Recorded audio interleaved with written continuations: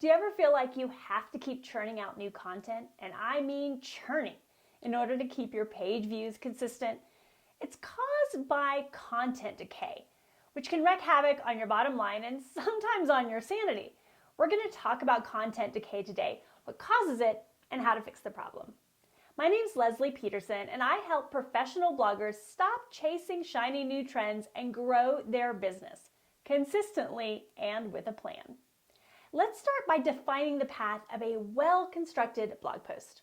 Once you hit publish and do a little promotion for backlinks, it takes a bit of time, but your post begins to gain some traction on Google, which is perfect, right? With a little more time and possibly a few more backlinks, you're in full-blown growth mode. You're edging up in the rankings, and people are clicking on you. They're staying on your page to read the content. Google takes notice and rewards you by pushing it up even more. Finally, it peaks out. We hope it peaks out at position 1, but sometimes it's 3 or 10 or 20. It peaks for a period of time, and then tragedy. It starts to decline.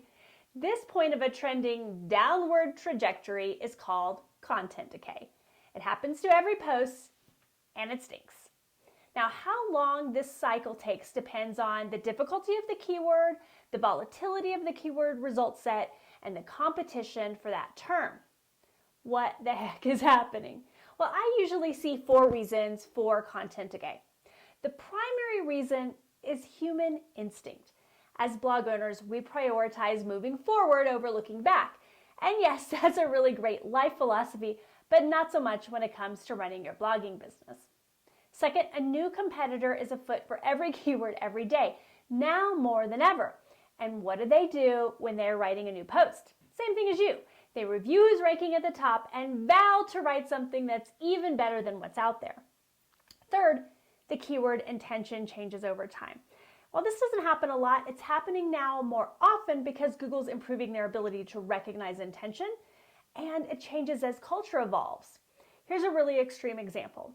In 2017, when somebody typed the word masks in, Party City was at the top of the list. And today, it's the CDC and the Mayo Clinic. Okay, finally, and this is the most important, Google prioritizes newer, fresher content, and they're not shy about telling us this. But because of items 1 through 3 that we just discussed and Google's growing savvy, you can't just update the publish date. You've got to put the work in to actually refresh it. Now, how do you solve for this problem? You update your blog posts on a regular basis. And what's regular?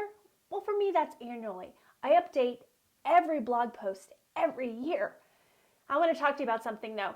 I've shared this strategy with hundreds and hundreds of bloggers over the years, and I've shared case study after case study of people doubling their page views by incorporating this strategy into their business.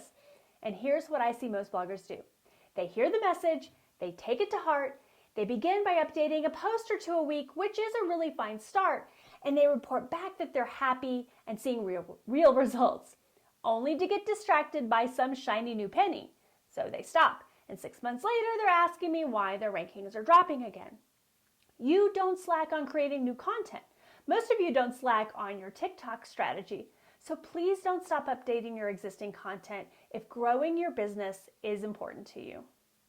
Now let me help you get started or start it again by giving you 5 areas I recommend you update for each post.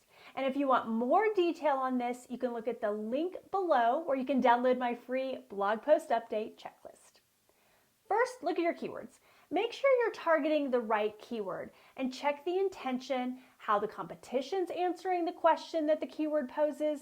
Expand your content with semantic words for that keyword and make sure everything in there is still accurate.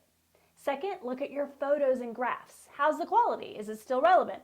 If you're sharing infographics or graphs, see if there's something more recent that you need to share. Now, before I share the last 3 update categories, if you're finding this information helpful, please subscribe to this channel. We share new information just for bloggers just like this every week. Okay, third, links. Fix all your broken links and see if there's an opportunity to add more relevant internal links between your posts. Fourth, let's talk about basic copywriting. Break up those long paragraphs, add more white space, add more headers, and use bucket brigades to keep people on your page. And finally, what I call the wrap up. Change the publish date and save your refresh post. and then use this refresh opportunity to reach out to other people for more backlinks, update your social media posts, and market your new content.